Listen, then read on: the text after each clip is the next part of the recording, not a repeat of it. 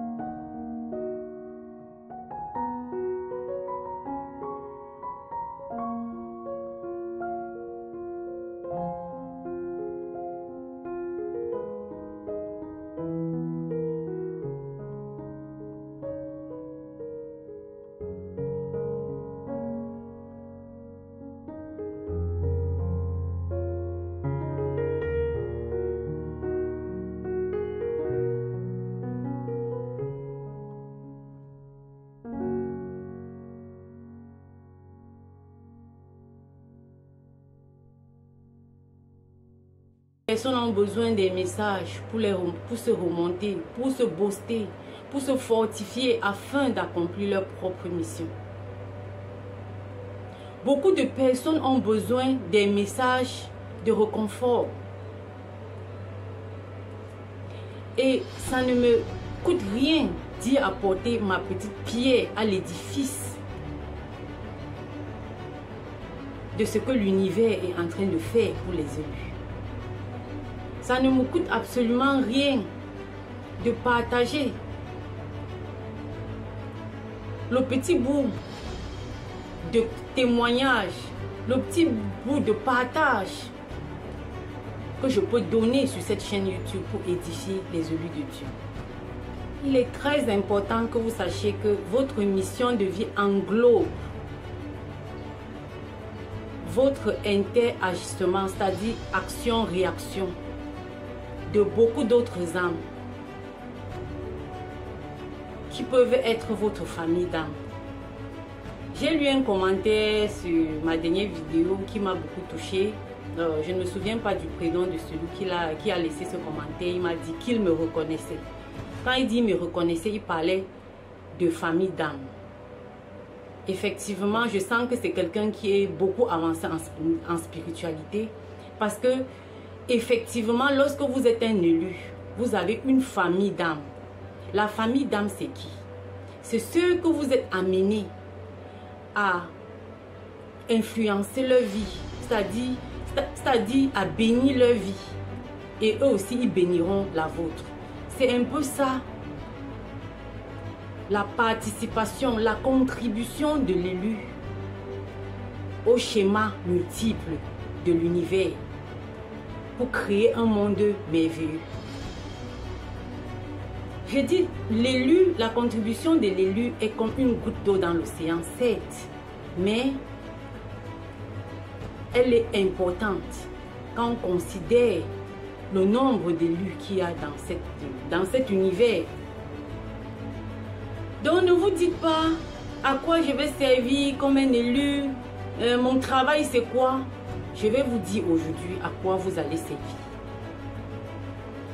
Prenez un exemple, vous êtes à la caisse, vous êtes en train de vouloir payer votre facture à la caisse.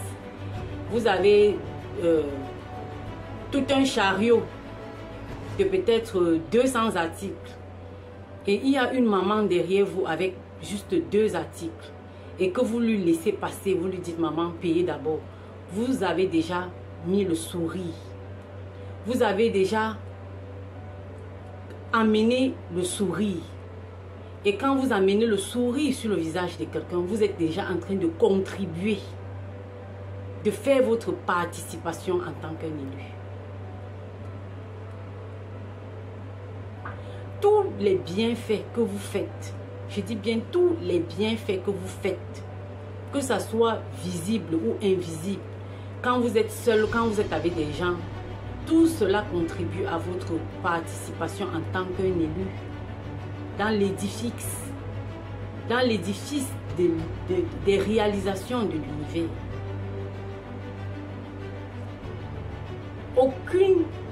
Aucune participation n'est minime. Aucun geste n'est petit.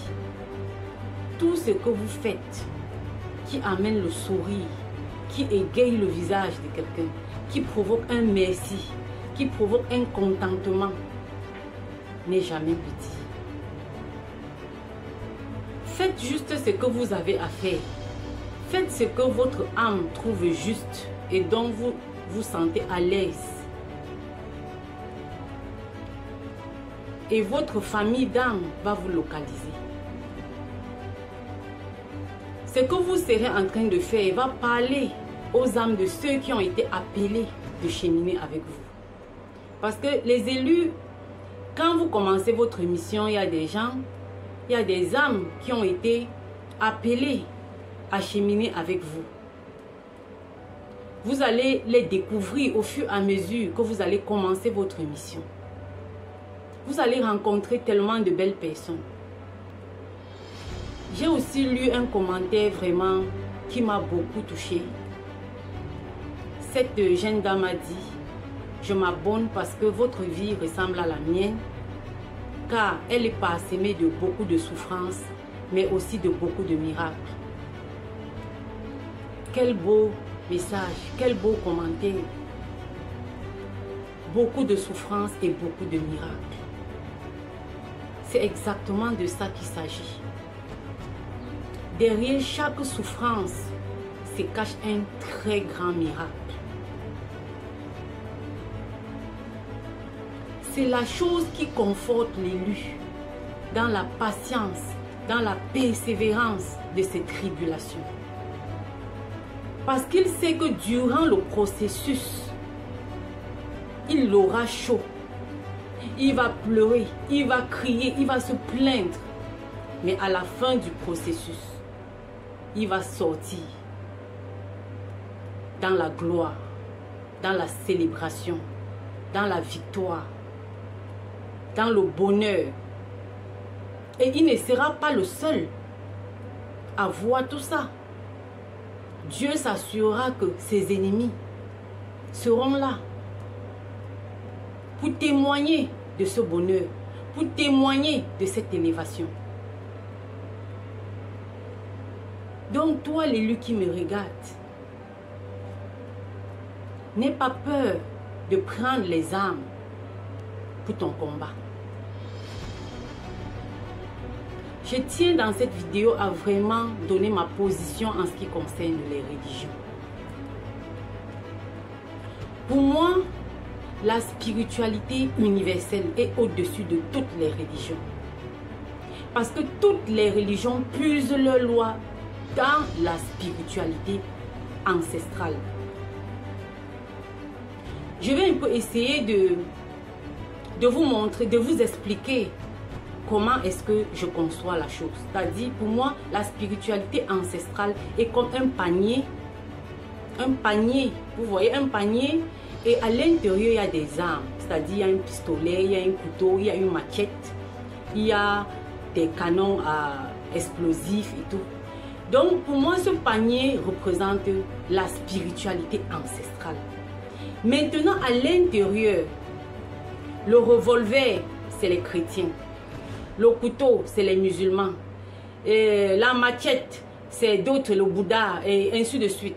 Donc, toutes ces religions sont à l'intérieur de la spiritualité ancestrale. Donc, pour moi, peu importe l'arme que chacun choisit d'utiliser, ça ne me pose absolument aucun problème. Ça ne me pose absolument aucun problème. Chacun choisit l'arme qu'il est venu incarner. Parce que si ton âme a décidé de venir s'incarner et d'utiliser peut-être le couteau pour réaliser sa mission de vie, en quoi est-ce que ça me posera un problème? Ça ne doit absolument pas me poser un problème parce que la finalité est que l'âme doit apprendre dans cette vie de ses erreurs, de la vie sur terre, afin d'évoluer. Je ferai une vidéo sur l'évolution de l'âme. Je ne peux pas en parler dans cette vidéo, sinon cette vidéo risque d'être très longue. Donc, voilà ma position. Parce que une fois, quelqu'un m'a demandé, tu es chrétienne, tu es quoi? Moi, je ne suis rien de tout ça. Je suis une femme ancrée dans la spiritualité africaine, c'est-à-dire qui est connectée directement à la source. Je ne veux pas de barrières, je ne veux pas de limitations parce que la religion va me limiter. Mon âme a soif de connaissances. Mon âme veut explorer au-delà des religions. Or, la religion me met une barrière, me met des limitations que je ne veux absolument pas. Donc, il est important de respecter le choix de tout un chacun sur le choix des armes que l'âme, ce que son âme veut utiliser pour apprendre à évoluer, pour apprendre son cheminement sur cette terre, afin d'évoluer. Donc, voilà ma position sur les religions et tout. Toi dans l'âme, toi l'âme qui s'est incarnée, tu es arrivé sur cette terre. Tu n'as pas encore compris quelle est ta mission de vie. Tu ne sais pas encore pourquoi tu es là. Sache que tant que tu ne sais pas pourquoi tu es là, il y a des portes qui ne vont jamais s'ouvrir pour toi. Il y a des bénédictions dont tu ne partageras jamais. Parce que le but de l'âme n'est pas de venir s'incarner dans la chair pour les biens matériels. Ce n'est pas ce qui intéresse l'âme, c'est ce qui intéresse la chair, mais ça n'intéresse pas l'âme. Les besoins de l'âme sont beaucoup plus profonds. Les besoins de l'âme sont beaucoup plus complexes. Et ce n'est qu'en méditant et en vous écoutant intérieurement que vous comprendrez quels sont les besoins de votre âme. Et lorsque vous allez comprendre les besoins de votre âme, et lorsque vous allez même d'abord commencer à vous intéresser aux besoins de votre âme, vos guides, vos ancêtres vont commencer aussi à s'intéresser à vous parce que vous attirez ce que vous désirez. Si vous ne désirez pas connaître, vos ancêtres ne vont pas se manifester à vous. Du moment où vous commencez à rechercher votre mission d'âme, ils vont commencer à vous parler parce qu'ils vont comprendre que vous êtes prêt pour la mission. Et lorsque vous serez engagé dans la mission et que dont vous êtes appelé pour, il y a des choses qui vont être mises en place seules. C'est-à-dire, vous n'aurez pas à trop travailler.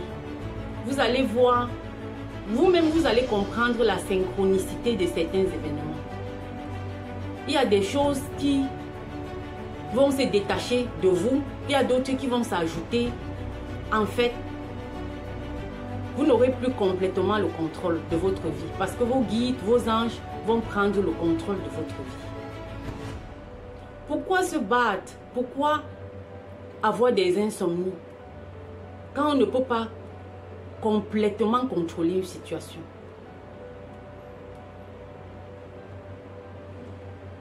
Pourquoi ne pas laisser son âme prendre le dessus? C'est ce que l'âme veut, c'est tout ce qu'elle veut.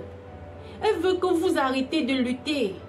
Arrêtez de vouloir lui imposer des choses. Elle ne veut pas que vous lui dites ce qu'elle doit faire. C'est à vous de faire ce qu'elle veut. Tant que vous allez lutter contre les désirs de votre âme, vous allez souffrir. Vous allez souffrir. Vous allez aller de frustration en frustration. Tant que vous allez essayer de vivre la vie des autres, vous allez aller de frustration en frustration. Écoutez votre voix intérieure. Faites ce que votre âme vous dit de faire. Et vous verrez beaucoup de choses dans votre vie se mettront en place tout seul. Merci d'être passé par cette vidéo. À tous les élus de Dieu, paix et lumière sur vous.